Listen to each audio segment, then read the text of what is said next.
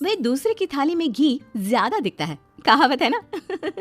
तो उसी कहावत से प्रेरित होकर ये कहानी सुने। मीरा अपनी सहेली सीमा से कहती है, क्या रे सीमा, तेरे जैसी सास भगवान सबको दे, कोई रोक टोक नहीं, कोई बोलियां नहीं, आराम से रहती है और आराम से रहने देती है। एक मेरी सास है। माना कोई रोक टोक नहीं है, लेकिन दूसरी कई परेशानियां हैं जो मेरी सास के साथ है, तू नहीं समझेगी। चल अच्छा रखती हूँ, ननद आई है, उसकी खातिरदारी करनी है।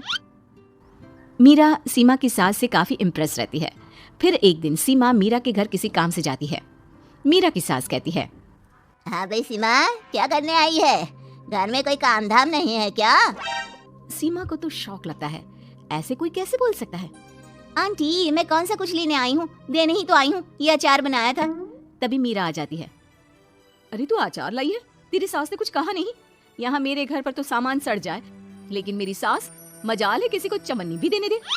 अरे क्यों ना बचाऊं चवन्नी, मेरे बेटे की मेहनत की कमाई है, तेरे भरोसे रहूं तो सब लुटा दे। अब ले ले अचार उससे और दफा कर। मीरा सीमा से अचार लेकर उसे बाहर तक छोड़ने जाती है। अरे यार, तेरी सास तो बहुत अच्छी है। क्या बात कर रही है, कितनी तो बेइज्जती करती तेरी, लेकिन फिर भी तुझे मेरी सास अच्छी लगी। मेरे घर आ जा कभी, मेरी सास को देखेगी ना तब पता चलेगा। अरे इससे ज्यादा बुरा क्या हो सकता है। जरूर आऊंगी मैं तेरे घर, लेकिन मैं कुछ लेकर नहीं आ सकती। हाँ, देख रही है ना मेरी सास का हाल। हाँ हाँ, कुछ न लाना, मैं तो कहती हूँ खाली झोला ले आना बस। सीमा चली जाती है। फिर क्या, दोनों अपने काम में लग जाती हैं। लेकिन एक रोज न जाने क्या होता है, मीरा सीमा के घर आती है। सीमा की सास कहती है, अरे सीमा, देख तो कौन आया है, तेरी सहेली मीरा। मीरा, आज कैसे यहाँ पर? आजा आजा। और ये हाथ में क्या है तेरे? क्या मतलब? कुछ नहीं आंटी जी, ये तो खाली थैला है। वो क्या है ना, मंडी जा रही थी तो सोचा मीरा से मिलती चलो। अरे काहे को मंडी जाना, कल ही मेरा बेटा सब्जी लेकर आया है। अरे मीरा, जरा सीमा का ये थैला तो भर दे। मीरा घबरा जाती है। अरे नहीं नहीं माँ जी, बिल्कुल नहीं, मैं कुछ नहीं ले सकती, हम लोग ना अलग सब्जियां खाते हैं।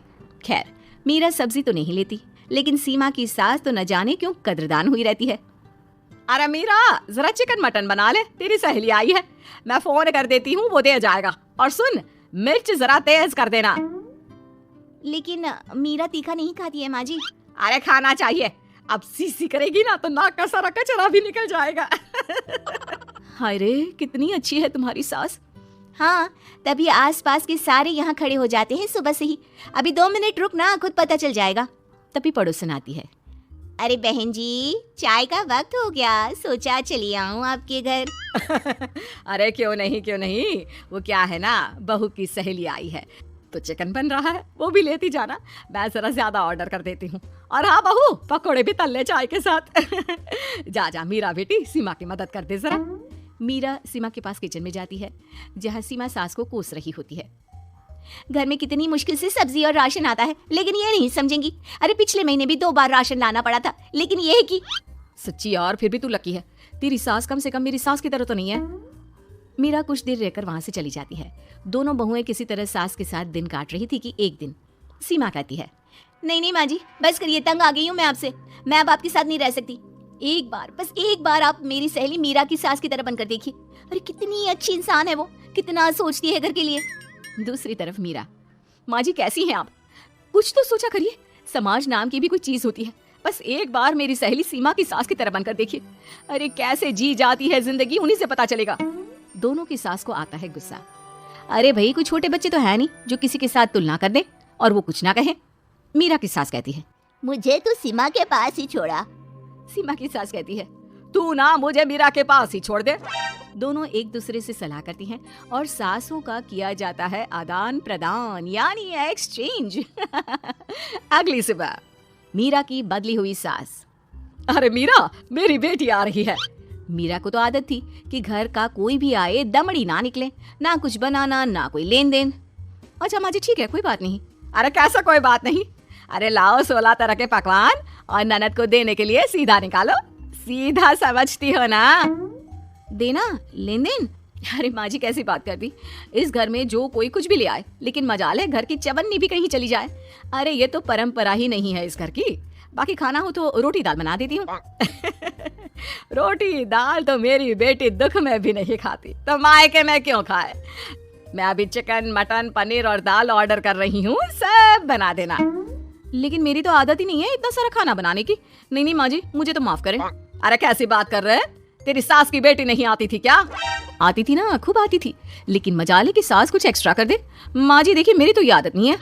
दूसरी तरफ सीमा, माँ जी वो मेरे मायके से लोग आ रहे हैं तो मैं जरा उन लोगों के लिए कुछ बना लेती हूँ।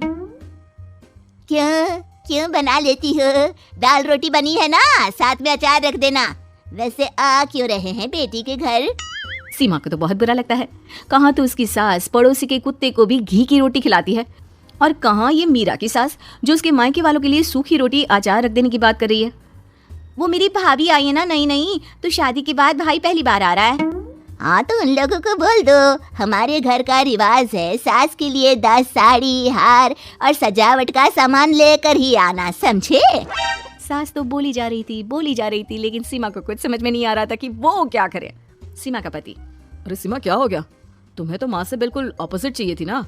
कहाँ माँ हर किसी के आव भगत में तुम्हें लगा कर रखती थी, लोगों से खूब मिलती, घर का सामान बांटा करती थी। अरे याद है ना, तुम्हारे घर वाले आते थे 1 पैकेट लेकर और जाते थे पूरे 10 थैले के साथ। अब आएंगे 10 पैकेट लेकर और जाएंगे खाली हाथ। सही है। नहीं मुझे नहीं चाहिए ऐसी सास, ये सब तो मुझे पता ही नहीं था। सीमा घबराकर मीरा की सास को लेकर उसके घर जाती है, जहाँ मीरा, सीमा ले जा अपनी सास भाई। हाँ मैं भी तेरी सास वापस ही देने आई हूँ। चलो मम्मी जी, मेरे लिए तो आप ही सही हो।